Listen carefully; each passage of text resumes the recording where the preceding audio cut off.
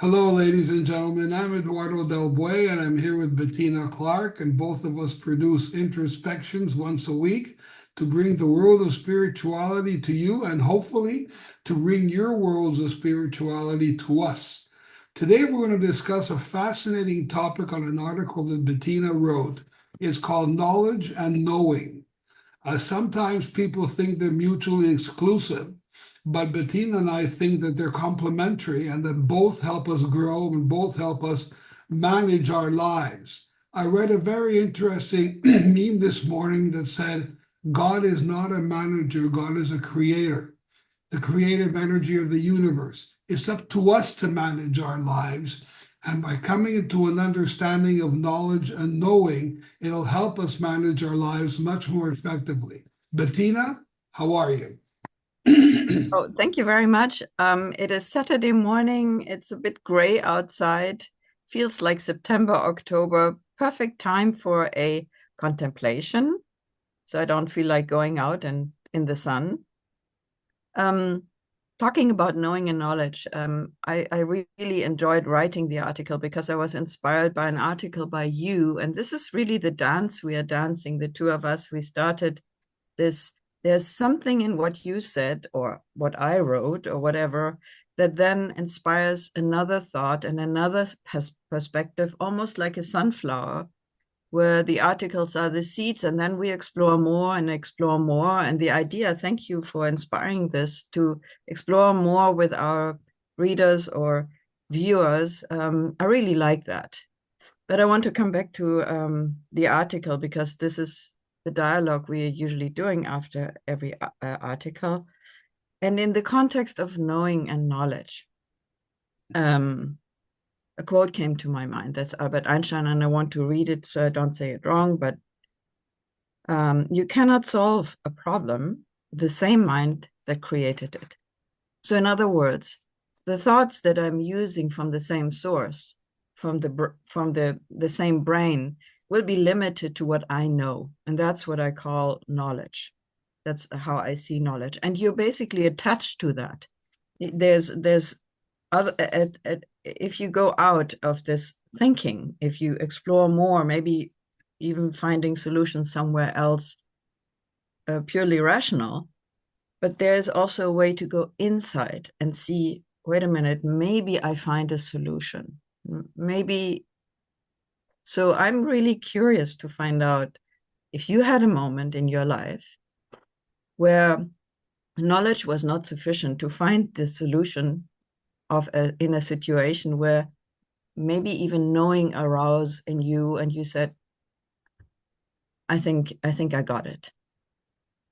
Well, that's a fascinating question, and it took me back to 1985.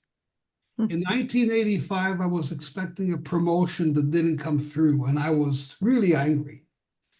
And a friend of mine who was the assignments officer in personnel said, Eduardo, we have a position opening up in Lima for 6 months. Do you want to go? And I kept on thinking to myself, I'm really upset. I'm really angry, but something inside me said, go. That's where you're going to find something. I went to Lima.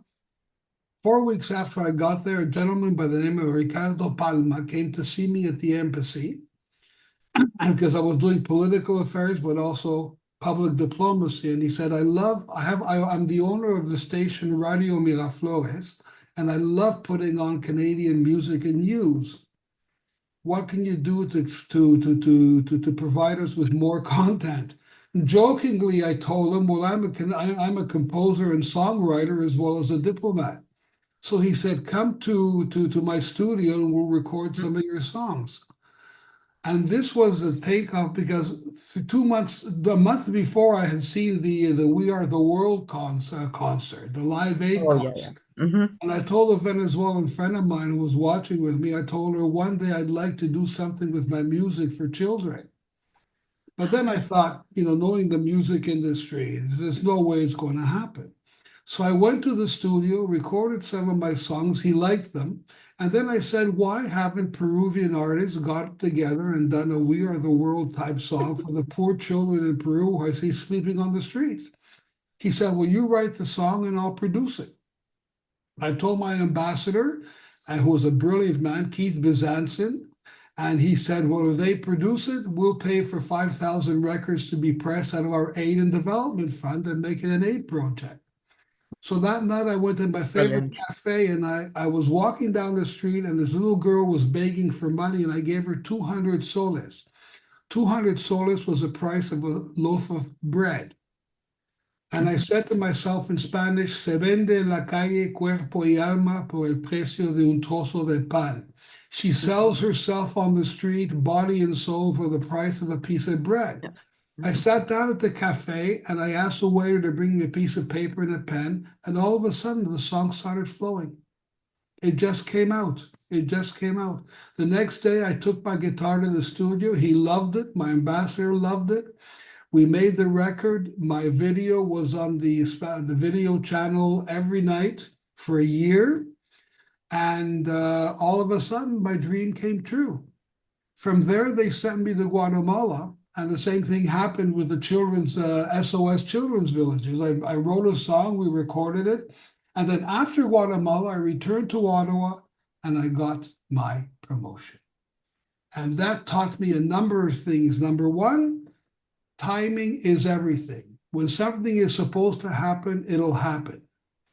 Number two, when life offers you an opportunity, go for it. Look at it.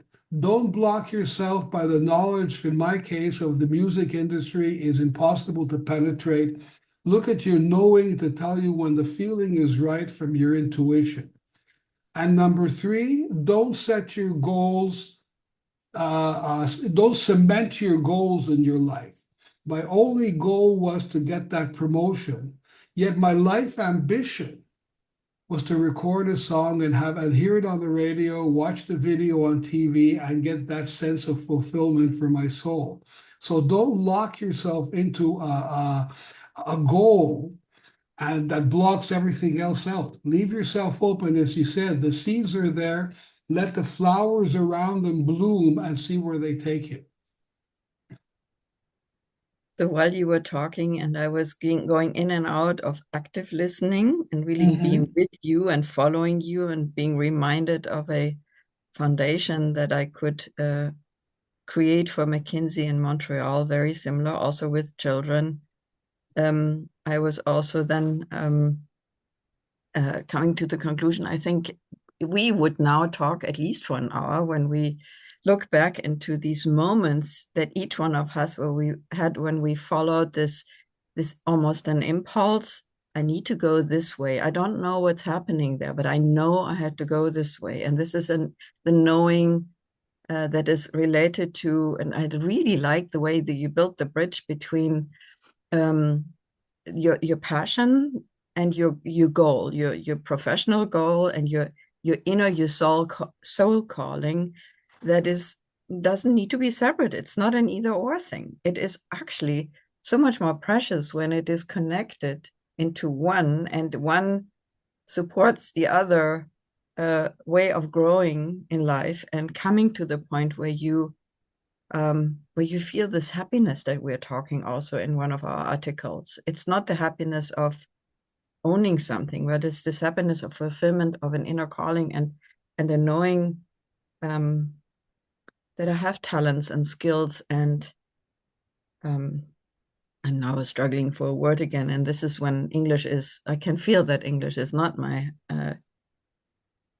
where I get the knowledge. Yeah, but thank you so much for this beautiful story. And the other thought that came to my mind is because you were telling this story, I'm so curious about stories from our readers and from our viewers. What are you? I'm now addressing the viewers. What are your stories? I'm so curious to find these stories of awe, of magic, of mystery, of fulfillment, of happiness. So thank you. Yeah, Eduardo. Well, why don't we do one thing which I discussed with you before the taping? Why don't we prepare a Zoom conference call with all of our subscribers that will not only give them a safe space to explore spirituality, but give them an opportunity not only to share, but to find out what other people are sharing and see what we have in common, to see where we can help each other grow. Sounds good. And I'm going back to the beginning. You asked me how and I was looking outside. How about in the times when we start contemplating more anyways, when the summer is over, in autumn somehow, October, November? That would be my suggestion. I mean, my impulse. Perfect. We'll talk Perfect. about it. We'll set it up, and Wonderful. if subscribers want to let us know what they think of it, we'll take your views into account as always, and we'll do it. And now enjoy reading about knowing and knowledge. Well, there's one thing more I want to say about knowing and knowledge. You said something right. They are not mutually exclusive. No. They are the joining of our mind and our soul. And that is the beauty of it. We are not just spirit. We are not just mind. We are a combination of both. And once we learn to harmonize them and use them both for our own potential growth, then we have some very positive results. Yeah, that leads back to reading the articles where we talk about pieces of knowledge that we stitch together. In finding words in articles that we take out and then we explore again and deepen and deepen. And this is, of course, exploring knowledge and at the same time expanding the mind, our minds, the minds of our readers for knowing, because it is really about what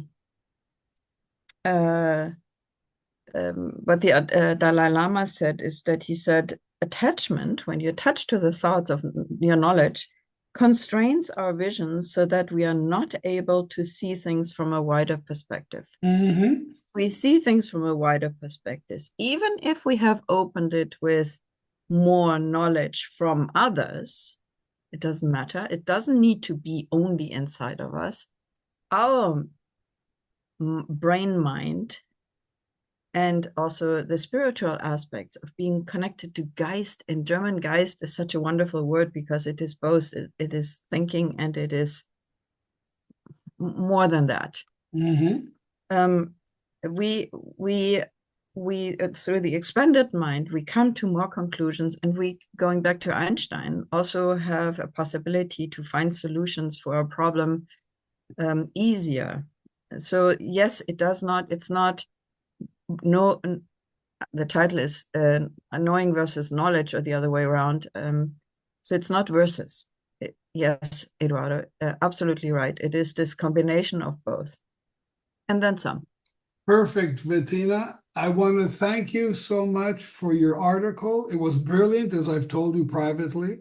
It's a concept that's very important for all of us to understand, so we can understand the interplay between mind and intuition, or mind and soul, however people want to craft it.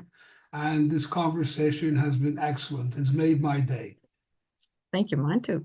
Have a wonderful weekend. You too. Thank you so much.